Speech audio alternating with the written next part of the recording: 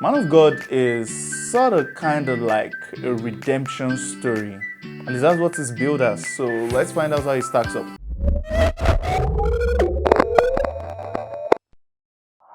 Yo, what's up? Welcome to the channel. This is GVN, where we review movies, series, comics, animations, and video games. Now, today it's a Nollywood movie. It's The Man of God. It's on Netflix right now at the time of recording this. It stars Akah, Nani, Dr. Shola Fabsin, Osas, Ighodaro, and a couple of other people. Even the director herself, austen-peters, whom I think did a pretty decent job with this movie. So it stars the character Samuel, played by Akah, and Samuel is the child of a priest, a pastor, and he's a pastor who is well known. And according to what we are being told, we are being shown, he seems to have had a sort of harsh upbringing, and that makes him swear off anything Christianity, because his dad is a pastor, and his dad is more of a spare the rod and spoil the child kind of person. And you know, it's been based on what we watched or what we've been shown. It was one instance of him doing something which, I mean, really any typical parent would frown at their child doing. It's a service, so first scene, it's a service, what you would bill as a video, which is common for Naija church instances. So it's a service, and your father is there giving prayer points, and I'll get to the prayer points in a bit because that part is a bit wild. But then he gets, he's giving the prayer points, and then you, the son of the pastor, you decide to be the stubborn one who goes out to play with other kids in the area and his friend. I mean, really, that would tick any parent off, because you are meant to be in church. I mean, and while many people will say, it's wrong, it's abuse, here's the thing, there's also a safety concern. As a minor, as a child, it was, say, maybe 9, 10 in that particular scene. It's nighttime, there is a safety concern, and there you are playing outside when you should actually be in a place where your parents can keep their eyes on you. So, yeah, personally, I think what he did was wrong. I mean, if that was my kid, I wouldn't be happy either. But then, now, to the church itself and then the prayer point. The father, till now, and I was born and brought up and I've spent a vast majority of my life here in Naija, but I never, even as a child, understood when I heard prayer points like, let the aeroplane of my enemies crash. I'm like, why would I be wishing death on someone? And see, I get it that in this life, there are people that are out to just watch you get ruined and all that. I mean, it's crazy how evil people can be. So I get that, I really do. But at the same time, I'm like, yeah, I don't know how that prayer sits well with me. I'd rather pray that God should keep them alive long enough while He makes me successful, and they see that irrespective of whatever they want to do, it did not get its way. You understand? They did not have their way. Like my boy Whiskey said, he blew, but now I'll be boss. I want all the solos in my life to be alive to see me blue, to see me be a boss, instead of having their aeroplanes crash. So yeah, I thought that scene was funny, and I know it was deliberately written in the script as a sort of maybe parody, or as something to just depict what typical prayer points are in the Naija church setting. And yeah, of course, moving into the next scene where his dad went all spare the rod and spoiled the child situation, and was whooping his butt and all that, and was crying. Ayo Magaji was she played his mom, and clearly every mother, or most mothers, will not be for all that whooping and whooping and whooping, because we got whooped a lot. And yeah, okay, there was that entire area of him getting whooped and beaten and all that, and him crying, right? And I think it's not this is not me nitpicking, right? But if you are going to tell a story of maybe some sort of, I don't know, abuse or unfairness or whatever, at least have your makeup team put something. Like, there were no scars on this boy. There were no tears coming from his eyes. It was just, when I grow up, I will not do this again. It did not sell it to me. I know he's a child actor, and you shouldn't expect that much from a child actor. But at the same time, I think with the makeup team and other members that know this stuff a lot more than that child, they could have helped sell that scene better. It just felt like that scene was just meant to be a backstory for convenience, not like it was such an integral part of the story, which it was supposed to be an integral part of the story. Because fast forward into the, well, not the present, but into like the midday area or the midpoint of his life, where he is now in uni. You now see him, he's in uni, and yes, he has forsaken the ways of the church. And you know, it was a typical case of na church pikin, na pastor child, the spoil pass. Because yeah, this dude, it was just like everything that involved his upbringing as a Christian or as a child of a minister was out the window. This was him imitating the fella lifestyle, you know, what most people will see as, you know, secular and wrong, you know, that kind of stuff. And that was what he was doing. And yeah, you know, he was doing his thing, Afro jazz, was doing his whole thing and everything. And that was where we got to see Dr. Shola Fapson. She plays Rexy, who happens to be one of his love interests in this movie. Yes, that's one, because he ends up having three, and it was like a sort of love quadrangle, or like a love square, because it wasn't a triangle in this case. It was him and three ladies. So, but yeah, she's there with him in a secular life, doing everything. She's a member of his band and also one of his love interests. And, you know, the funny thing is, if I was to pick a character from everybody in this thing, I think I like the character the most, because I think she was the kind of person that was just genuine to herself. Even though, yeah, some of the things she did in the movie are not things that I would agree with, right? But she was someone that was genuine to herself, and I think she was one of the major people that sold this movie to me. And then, after the scene with the performance and, you know, seeing Rexy and establishing that the two of them do have a relationship, we see him with a second love interest in the movie, Teju. Now, Teju is the church girl, the one that has known him since they were kids. So they have an existing relationship even before uni. And then what happens, okay, she tells him about a course that he had a carryover in, and here are the notes, because clearly he's also been skipping classes. But in addition to that, she gives him a letter. And where is this letter from? His mom. Now, at this point, I had to step back a bit, and I was like, okay, he gets a letter from his mom. What year was this movie made in? Because here's the thing, I am a 90s kid, right? And clearly, phones came into existence. It became a thing, say around the early 2000s. And no matter how poor you guys are, so that's wherever it is, at least you could get the Tetris 10. I mean, you know, we'll make jokes about the Tetris 10 that you can stone a wall with Tetris 10 and that wall will break, because the Tetris 10 was cheap and it was effective. So I personally felt like it was weird that someone was giving you a letter from your mom in, I don't know, say 2000 or 2010, when she could have easily called, or that lady could have given your number. That's your mom, your number. I think a better way it could have been written was, his mom has been calling and has been screening her calls, and then the mom sends a message which it then reacts to. Because, and the reason why I'm saying this is because, yes, he gets back to his hostel and then he reads the letter from his mom.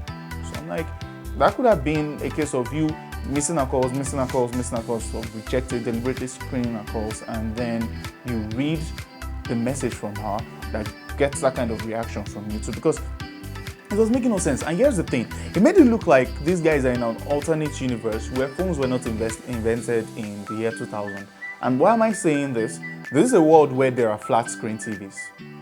So it doesn't add up that there are already flat screen TVs, but then there are no mobile phones. It felt weird. It felt like a major disconnect, because if you're talking about how technology has progressed, then those two came hand in hand. I mean, flat screens were not even very ubiquitous when we had more phones on people's hands, you know, so it felt weird that the mother had to write the letter.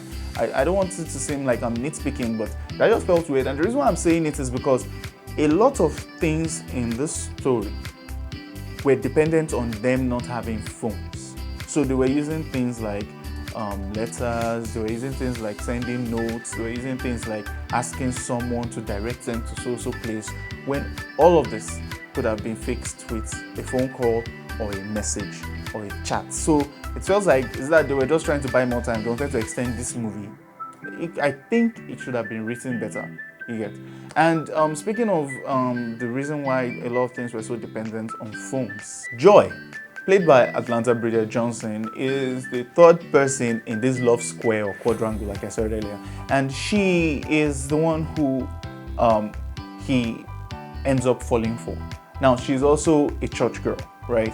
And, Teju has been trying to get him to come to church, and she has been trying to just make him get back to his roots because she believes he's not yet out and God has a plan for him and all of that. But then it's when Teju comes for one of his performances with her friend Joy, and he meets Joy. It was a case of love at first sight for him, and then he's totally smitten by her, and then he decides to attend one of the fellowships because of her.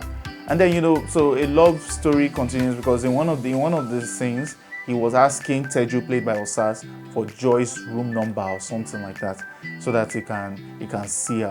I mean, all these things could have been sorted with a phone. So do you get what I'm saying? That's why I'm like, it felt like a crutch at the end of the day. It felt like these guys were deliberately. Is that you just felt you could get away with it or what?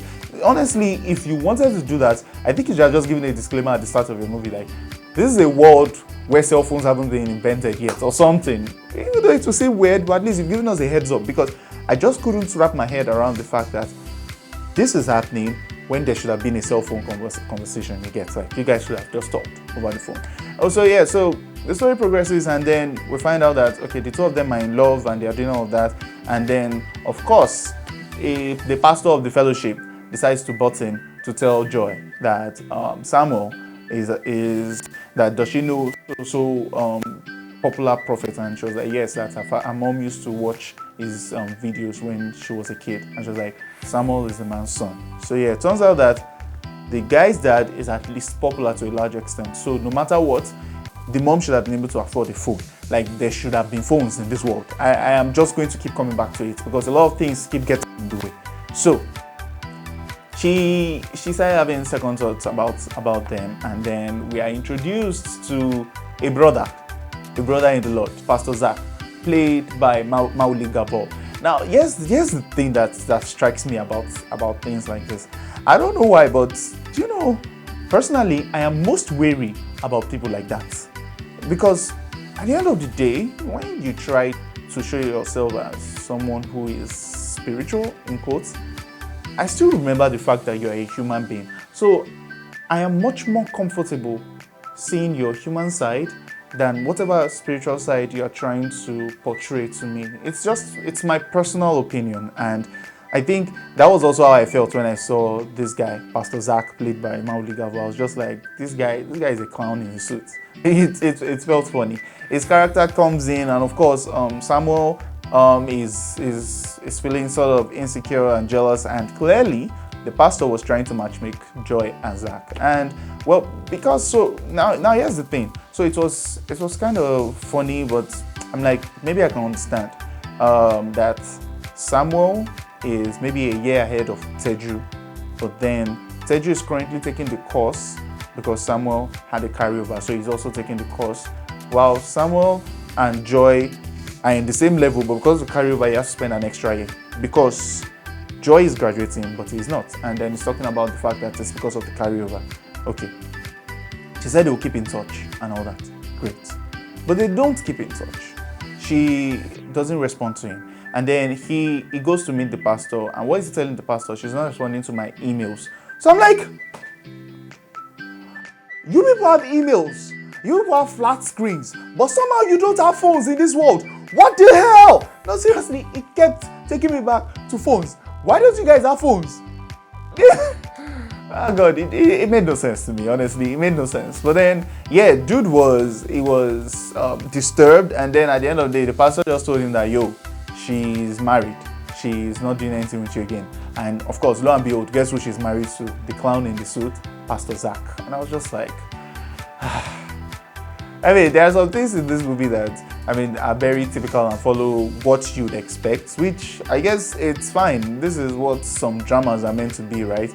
And there are some that you just keep questioning, like, why is this like this, and why is that like that, and why is that like that? And that was how it was for some other things in this movie. But yeah, let's proceed. So now we proceed, Dude is depressed, and of course, Teju, whom is in love with him, comes to save the day. She comes, and then we see a sort of montage of them, her picking him up and them living their life together. And of course, she helped him with the rest of school, and he graduates. And now we fast forward to 9 years. And get this, in 9 years, they now have iPhone 13s and Samsung Galaxy S22s and all that in 9 years. So it's just in the space of 9 years that technology advanced so much in this universe that now we're having smartphones and all touch buttons without keypads and everything. So you see why I said the phone thing did not make sense. I promise I am done with the phones because now we are in the present, which I believe should be 2022. So I'm done with the phones. But I just had to say that. Now, we're in the present, and he is in the church in a serving capacity. He is the head of the choristers, and Eucharia is the mommy Gio. And really, Eucharia was just such a trip in this movie. She was such a vibe. I really enjoyed watching her. She encapsulated the whole mommy Gio persona very well, and I really liked that. Now, she calls him and she tells him that with the way he's dressed, the flamboyance and all of that, that it's not portraying what should be of the spirit. Oh yeah, and get this, of course, I mean, I bet by now you guys have guessed it that him and Teju, they are married. Yes.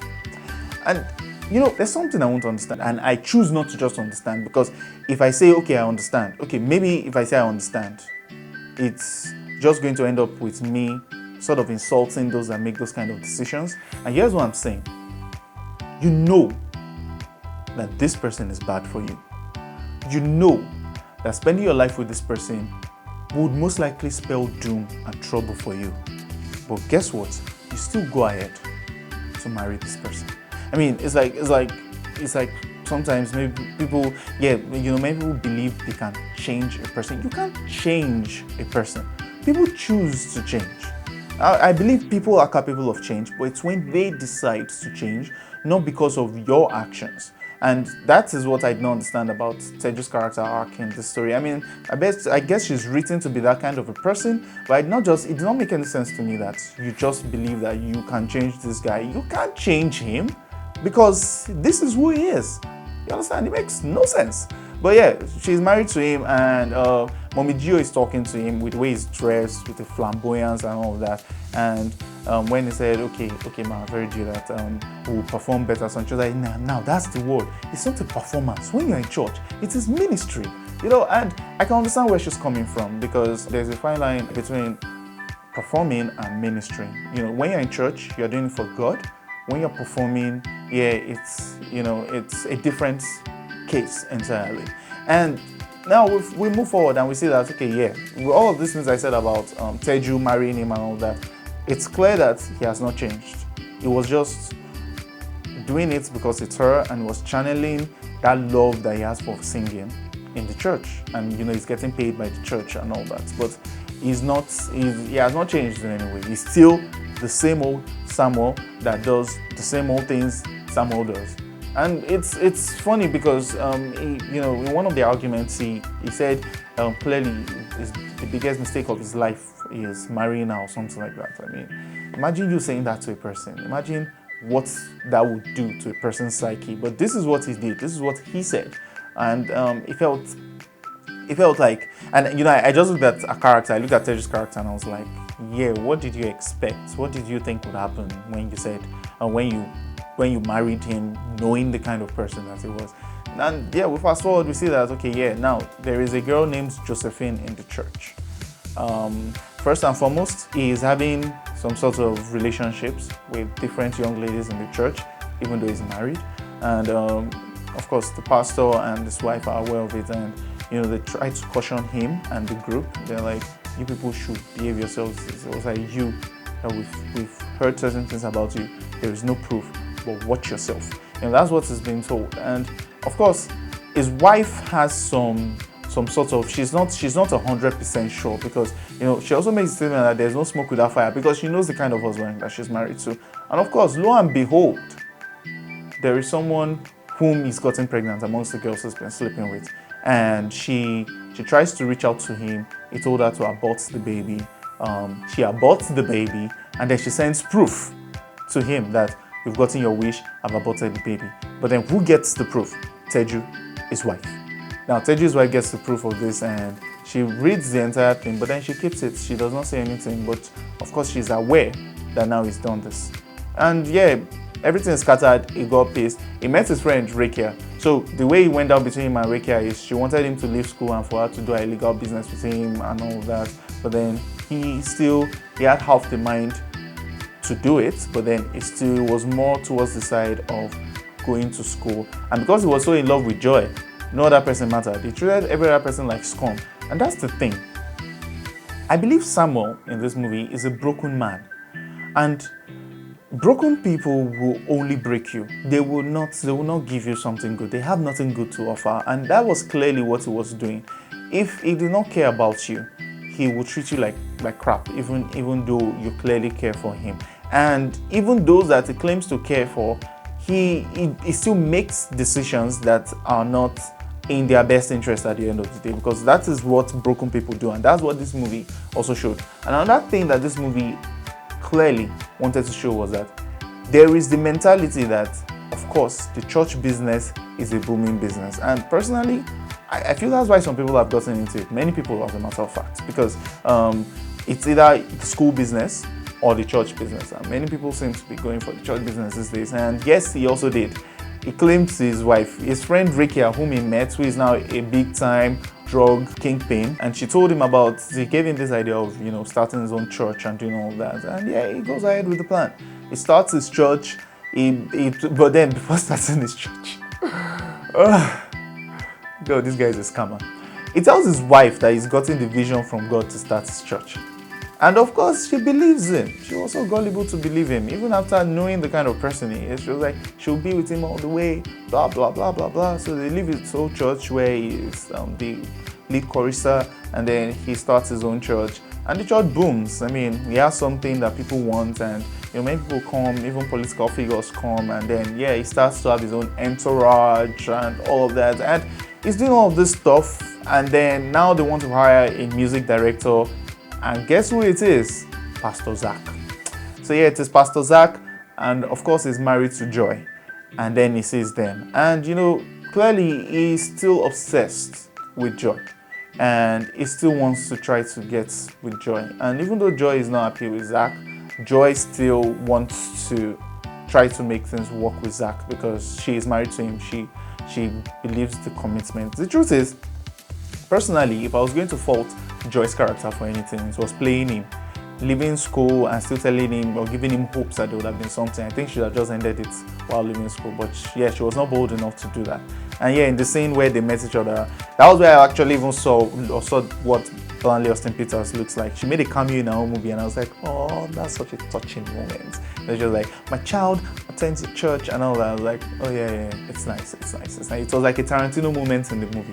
But then all the times, like the time they met and he was trying to win her back because yeah, she was not happy, he clearly isn't saved. He clearly was running the church for the wrong reasons, and all of that was made evident in his interactions with her, and was trying to elope with her. Now he's trying to elope with her. He needs a lot of money. He's been informed of his mom's death. Yeah, like this entire time, even with smartphones and everything, somehow he just did not hear from his mom.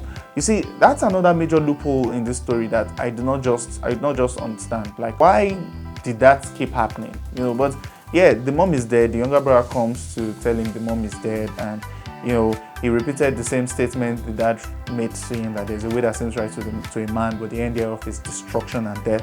And of course, he was pissed because that's sort of like pricks his conscience, and then he was pissed and all that. But it did not change the fact that he still wanted to now leave the country, leave his wife who stayed with him through thick and thin, and live with Joy.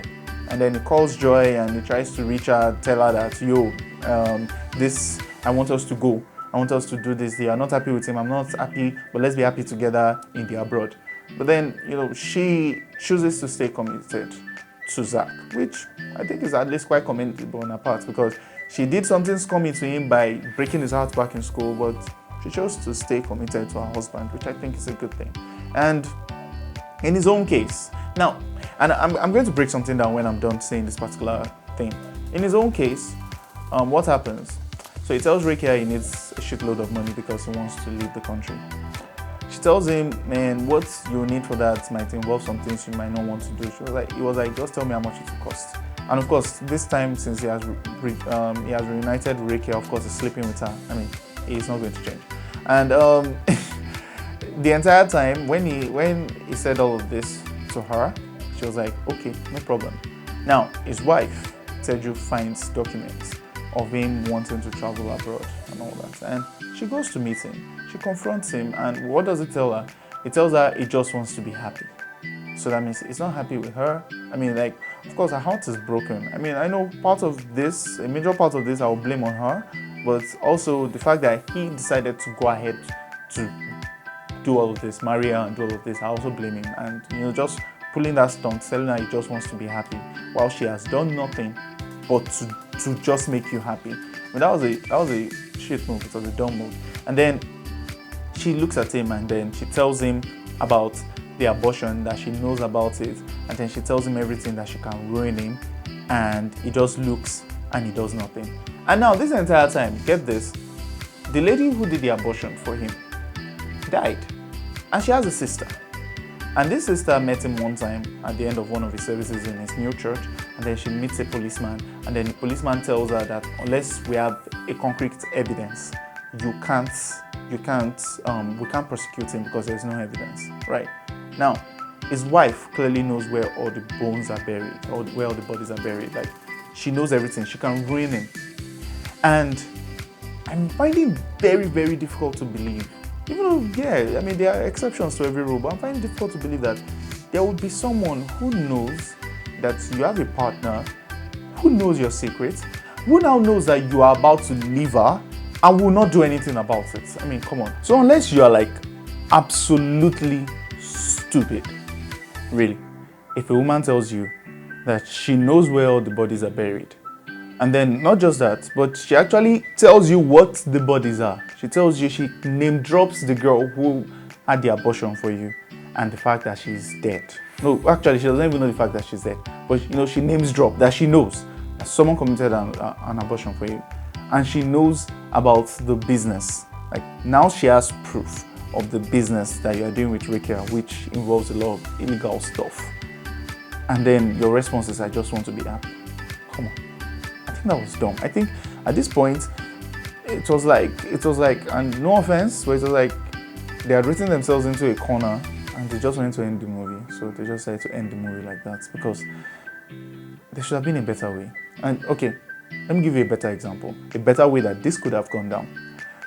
And here's the thing, create the intrigue and also believe in us, the viewers, that we will enjoy the end product. So here's the thing, what if that scene that they had where she got the delivery of that Josephine girl's letter and proof that she had done the abortion, what if that scene was never shot or revealed to us much later? And I'll say much later, I'm saying much later because I'll tell you what happens much later.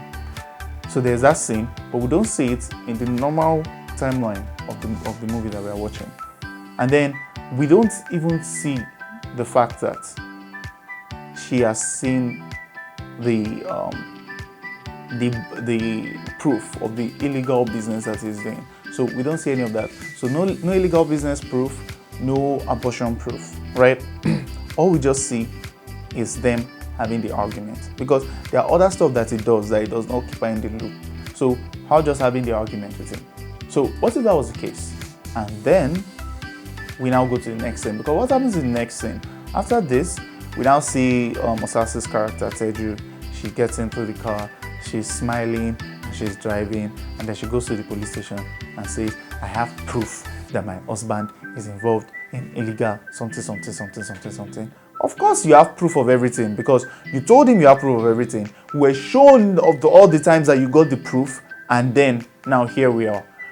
A better story would have been what I just mentioned earlier, right? And then they have the argument, and then next scene, the police comes in, and then he's arrested. But then, he's looking at his wife and he's saying, call the lawyers. this is that, right? But then she either sends him a letter while he's in detention, or she comes, because she's his wife, she can visit him, right? She comes, and then she now has the face-to-face with him, the heart-to-heart with him, and then she tells him all of these things. And then when she's telling him that, I know about Josephine, then we see a flashback of that scene that you showed us much earlier in the movie. We see that flashback, and then she tells him about the illegal business too. And then we see another flashback of her finding those documents, and then she lets him know that I was the one that put you here. You understand? It's a better example of hell hath no fury like a woman scorned than all of that happened, because it was just so linear. It was like we're being spoon-fed. And I don't know about you guys, but I don't like stories like that. It just fell flat, because then we knew, I mean, we could predict every single thing that was happening in the movie. And I don't know, it just didn't seem like a solid story to me. You understand? There were areas that could have been elevated, like what I just mentioned earlier. You get? I mean, and there was a part of, okay, I mentioned the sister earlier, the sister of the girl that committed, that did the abortion and then died due to complications. From time to time, you will get messages. We'll just see on the screen. We'll look at his phone, then we'll see text, murderer. You know, I think in one of them, maybe someone called and then he shouted. It was like, leave me alone, or something like that. You can say, yeah, maybe that was driving him to the tipping point. But the truth is this: that entire arc of the sister trying to find a way to convict him was not needed at the end of the day, because it did nothing for the story. So yeah, that was it. Yeah, the movie ends with him clearly after, it looks like something that looked like a couple of years, which I don't know how long that might be. I don't know what the sentence is like for, you know, having someone commit an abortion, and also the kind of business he was into, because he was informed that Rekia had been killed. And yeah, when the police came around to tell him, or was it, I think it was a call, yeah, it was a call, and then he was told, then he was denying the Rekia thing. And that was a real reason for an argument between him and his wife, because he was denying to her, and then she was asking him that, why are you denying knowing Rekia? Of course you know Rekia. So that was a real reason for conflicts between the two of them, without us knowing all of that stuff that happened in the past. But yeah, this happened, and you know, he was told about the human trafficking and everything, and then it was like he was into none of that. And maybe he wasn't, because all that we saw him do was reap the benefits. So he was getting the money, but maybe he wasn't really into our business. But clearly he was convicted for a series of crimes. So I don't know how long it took, but then he got out of jail, and he came back home, and he saw his dad. He hugged his dad, his brother. It was more like a story of the prodigal son. So yes, now he has returned home, and that's the end of the story, the end. So overall, I don't think The Man of God is a movie that shouldn't have been made. I think it was a decent movie. It wasn't Chief Daddy too bad. If you guys want me to do a Chief Daddy 2 review, which I'm not saying yet, but if you want me to do it, it might end up being a rant than a review, but just let me know in the comment section. So it wasn't Chief Daddy too bad, right? But it wasn't good. It wasn't awesome in any way. It was just an okay movie at the end of the day. I'm going to give it a 4/10. That's what this movie gets. It's one I know I'm not going to be watching again. Not even anytime soon. I'm not going to be watching it again at all, period. If you're not aware, or you're aware but haven't participated yet, we are doing a giveaway for tickets to the Doctor Strange Multiverse of Madness movie. And how do you participate? Just mention your top 3 Marvel Cinematic Universe movies in the comment section here on YouTube, and then on Instagram on the preview for this review. So I did the preview for this review. So yeah, just mention it, and that's it. Remember to follow the channel and subscribe to this channel too. So you follow us on Instagram, subscribe on YouTube to stand a chance to qualify, and then winners will be notified via DM. And that's it. If you've liked what you watched, feel free to check this video out, It's been your boy Tech for GVN. Peace.